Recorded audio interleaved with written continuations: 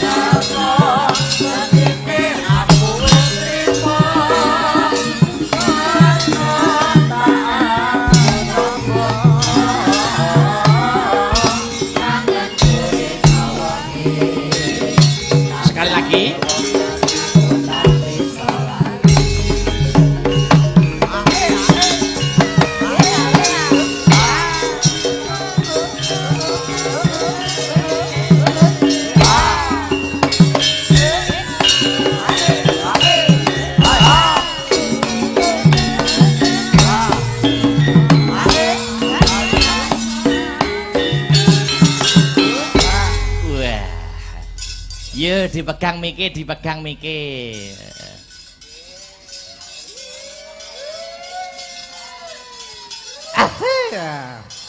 Wilujeng dalu Mas Akbar. Wilujeng dalu. Ngosek to Mas Victor. Pripun? Aku ki nek wingi bengi sampean melu aku. Nggih. Saiki bengi sampean yo melu aku. Heeh. Nek awan kok ndak tau cethuke jarine sampean turune ndi to Mas? Lho, iki lho lurahe, iki lho carike, heeh, budul. Pak Carik kali Pak Ketua Panitia Tos Lenggah nggih. Tos Lenggah mboten niki. Tasih. Monggo mboten ngirangi raos hormat kula. Mas Carik, Monggo. Mas Carik. Monggo ngejak sinten nggih monggo mboten napa-napa. Nggih. Kali Pak Juri nggih mboten napa-napa kali sinten monggo minggah wonten ing pepanggungan gayeng-gayengan dhateng mriki nggih Mas Victor nggih. Nggih, Mas. Yuk. Oh, pertara Mas.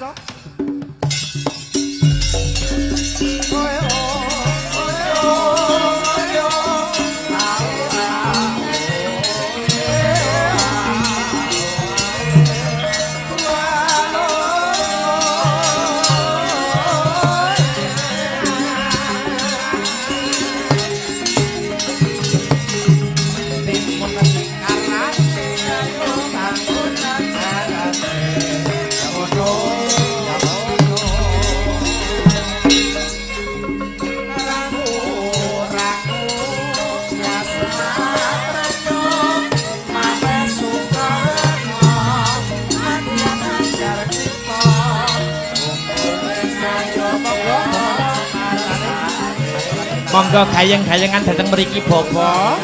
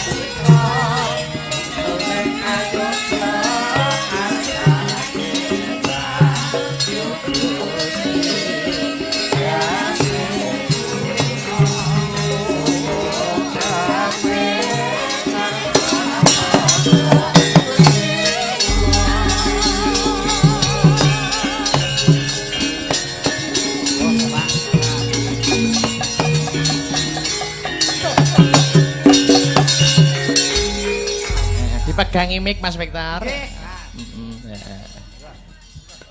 Nggih. Niki ha. Nyun sewu niku Bapak.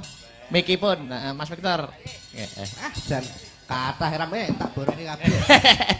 Oh digawani kabeh. Oh lha pun sampun. Oh, sampun. Wis tatar.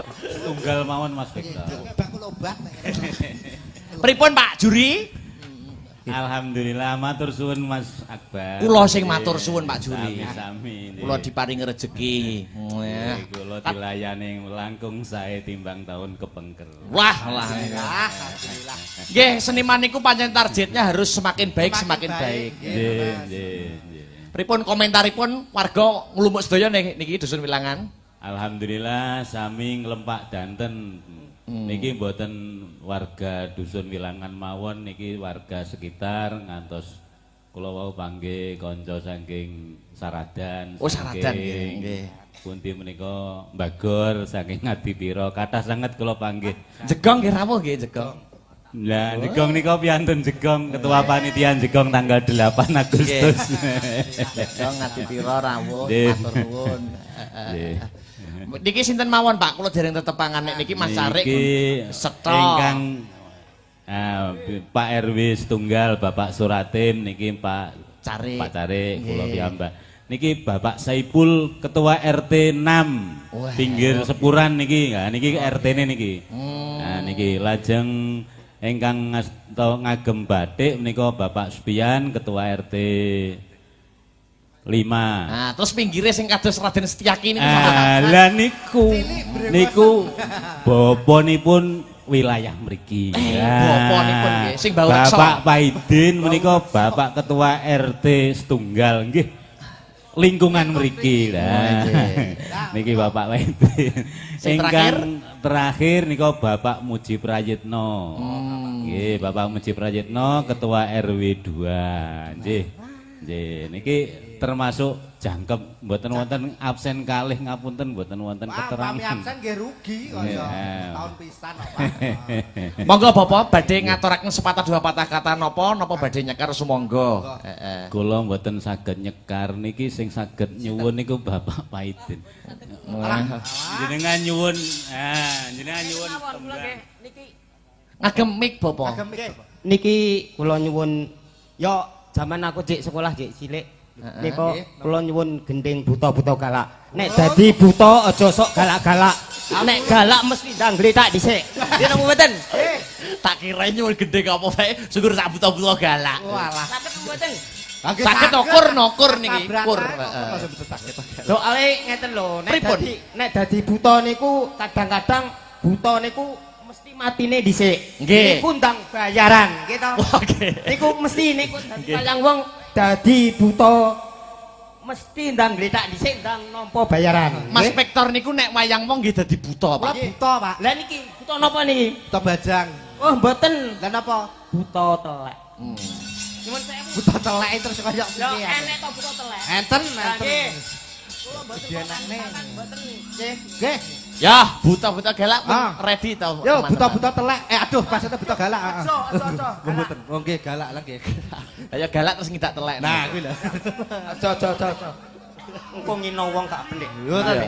Yo, Ca. Heeh, buta-buta galak. Heeh. Bareng-bareng lho Pak anu. Kali Kur. bareng-bareng kali sinden bareng-bareng ya. Yo, monggo nggih kanca-kanca. Yo. Buta-buta galak tolak mulunda cing trak tumuli bali upamu teng salone iku koran apa koran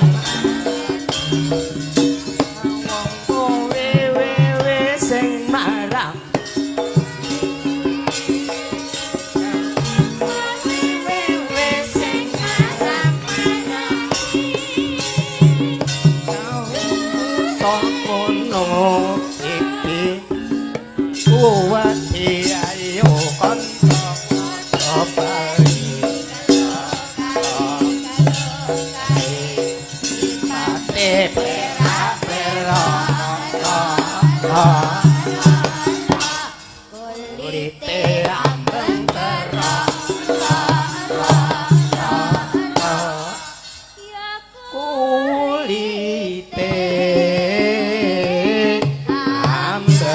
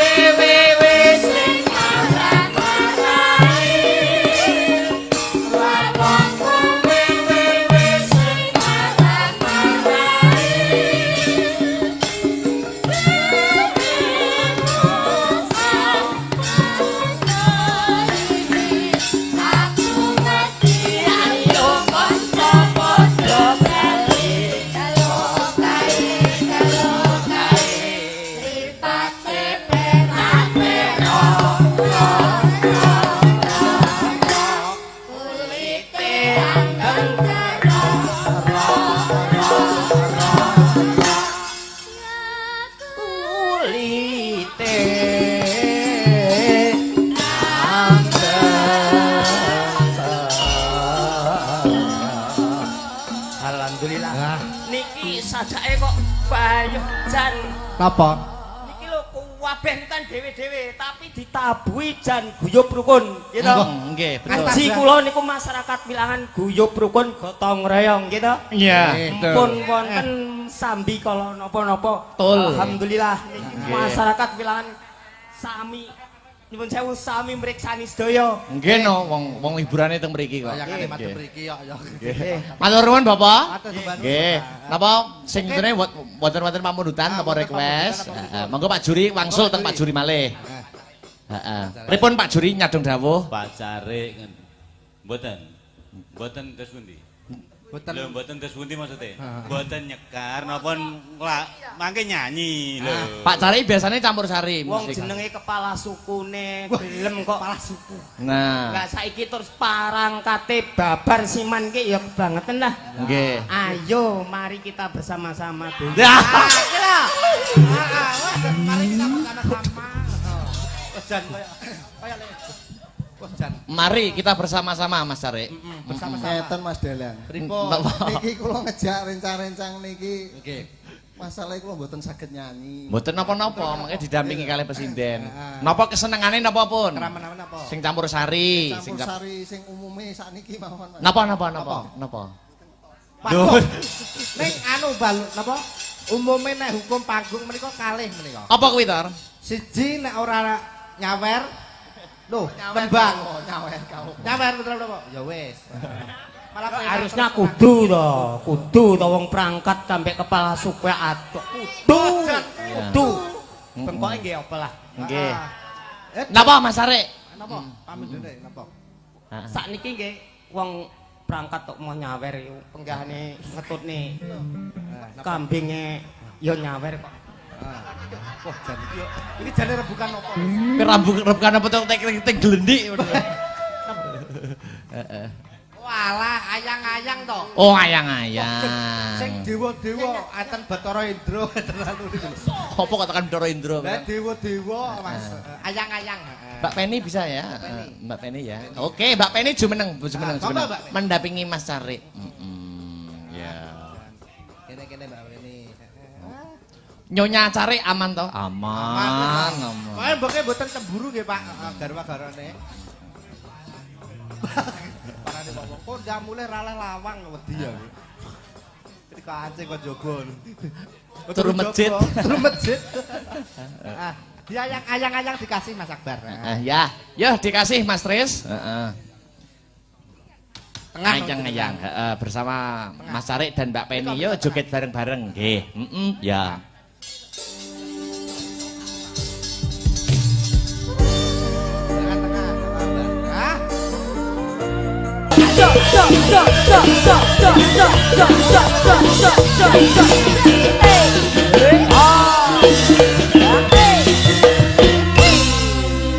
Selamat malam Mbak Pangesti. Selamat malam Mas Akbar. Iya, disapa atau Mas Victor? Selamat malam Mbak Ayu.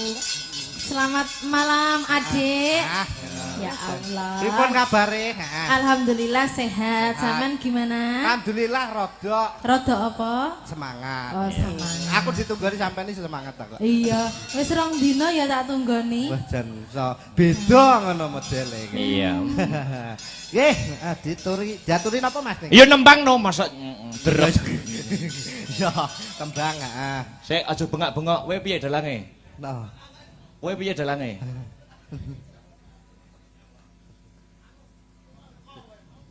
Kowe iki lho kok syukur. Nggih. Niki sing halus apa sing get? Sing rada semangat Semangat. banget. Ora apa-apa. Ya, anu we. Anu Mas, Apa? minta izin. Apa itu? Apa? Kan kalau wingi kan pun ngrasakne Mas Victor. Iya. Masih swantene nih lho. Oh.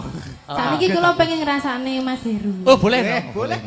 Angsal nggih. Oh, boleh. no. Boleh, pun tak bebas to mriki. Kowe ngrasake. Kamu jangan cemburu Oh, ya. enggak, ora cemburu ora apa-apa. Aku ikhlas kok. Kowe gandengane wis karo Pak sapa mong? Sing anu mong.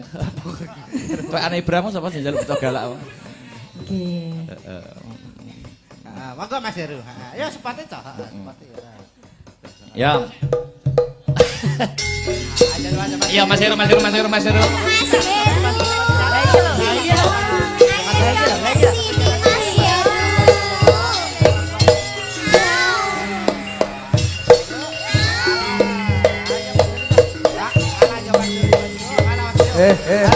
Le, gamelannya juga dolanan. Sowanane Pak Barok. Iki jumeneng bareng. Yuk, sepati co. Ya, yuk. Ya.